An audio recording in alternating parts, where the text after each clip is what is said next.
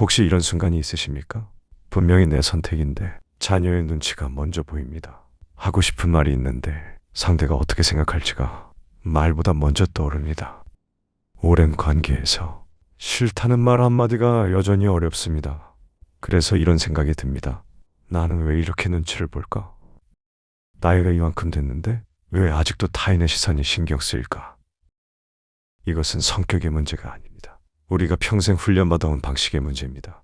지난 2시간 동안 관계의 거리와 고독의 자유를 이야기해준 쇼펜하우어가 오늘은 가장 날카로운 주제를 꺼냅니다. 타인의 시선. 그가 직접 겪은 한 장면에서 이 이야기가 시작됩니다. 지금부터 그의 목소리에 귀 기울여 보십시오. 나는 쇼펜하우어입니다. 1820년 나는 베를린 대학의 강사가 되었습니다. 당시 베를린에서 가장 유명한 철학자는 헤겔이었습니다. 그의 강의실은 언제나 가득 찼습니다. 학생들은 그의 말을 한마디도 놓치지 않으려 열심히 받아 적었습니다. 그는 시대의 철학자였습니다. 나는 32살이었습니다. 그리고 조금 무모한 선택을 했습니다. 헤겔과 같은 시간에 강의를 열었습니다. 학생들이 두 철학을 직접 비교할 수 있게 하고 싶었기 때문입니다. 나는 믿었습니다. 진실은 결국 드러난다고. 강의 첫날 나는 강의실 문을 열었습니다. 의자들이 텅 비어 있었습니다. 몇몇 학생이 들어왔다가 헤겔 강의실 쪽으로 걸음을 돌렸습니다. 결국 강의실에 남은 학생은 5명도 되지 않았습니다.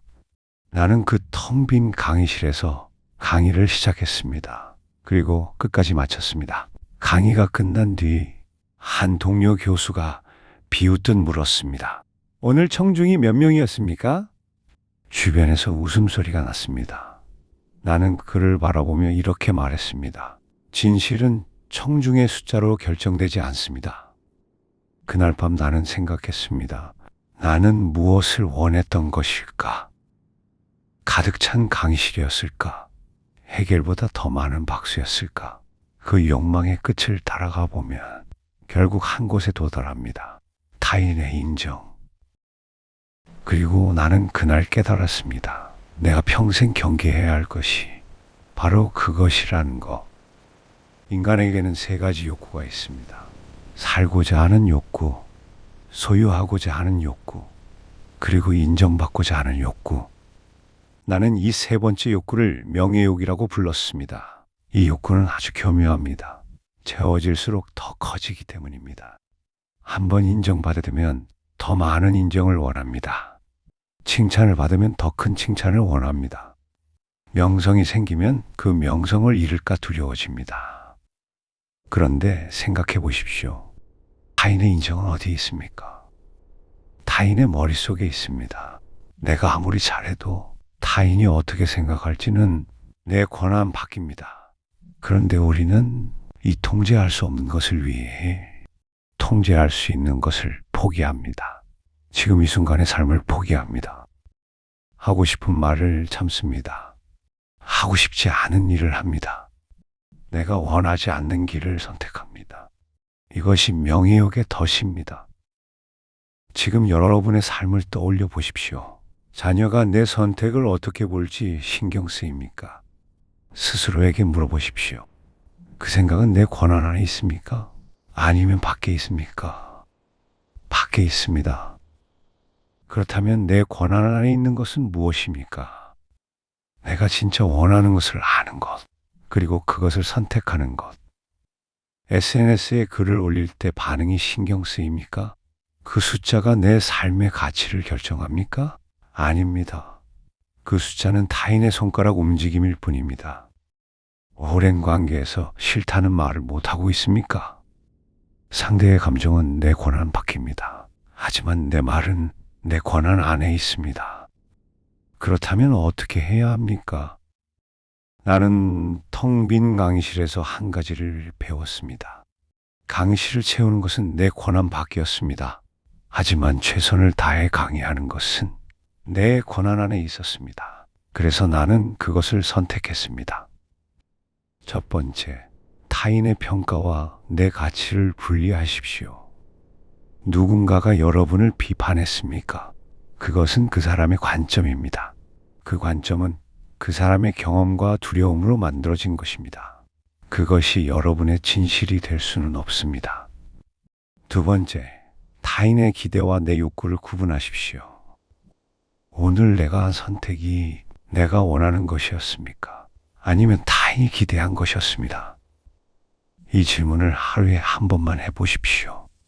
세 번째, 인정받지 못해도 괜찮다는 연습을 하십시오. 작은 것부터 시작하십시오. 모두가 동의하는 자리에서 속으로 다른 생각을 가져보십시오. 표현하지 않아도 괜찮습니다. 다만 그 생각을 부끄러워하지 마십시오. 그것이 자기 자신을 되찾는 가장 조용한 출발입니다. 나는 텅 빈 강의실에서 혼자 강의를 마치던 날, 이 훈련을 처음 완성했습니다. 아무도 없어도 괜찮았습니다. 내가 가진 것을 온전히 말했다는 것, 그것으로 충분했습니다. 그리고 40년 뒤, 내 책은 유럽 전역에서 읽히게 되었습니다. 그런데 나는 그 인정이 찾아왔을 때도 같은 감각을 느꼈습니다. 충분함은 이미 내 안에 있었습니다. 인정은 뒤늦게 따라오는 것입니다. 그것을 먼저 쫓으면 정작 중요한 것을 잃습니다. 자신의 삶을. 쇼펜하우어의 이야기 어떠셨습니까? 오늘 이야기를 들으면서 여러분을 오래 붙잡고 있던 한 가지 시선이 떠올랐을 것입니다. 자녀의 시선일 수도 있고 오래된 친구의 시선일 수도 있습니다. 어쩌면 수십 년 전부터 머릿속에 남아있는 누군가의 목소리일 수도 있습니다. 한 가지만 기억하십시오. 지금까지 그 시선에 맞추어 살아온 것, 그것은 나약함이 아닙니다. 우리는 모두 타인의 평가 속에서 자라왔기 때문입니다.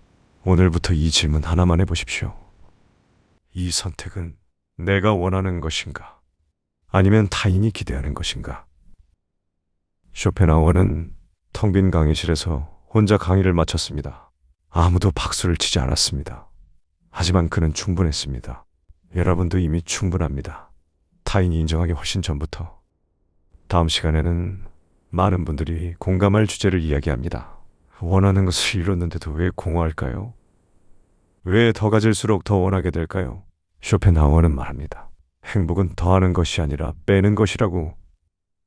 이 영상이 도움이 되셨다면 구독과 좋아요로 함께 해주십시오.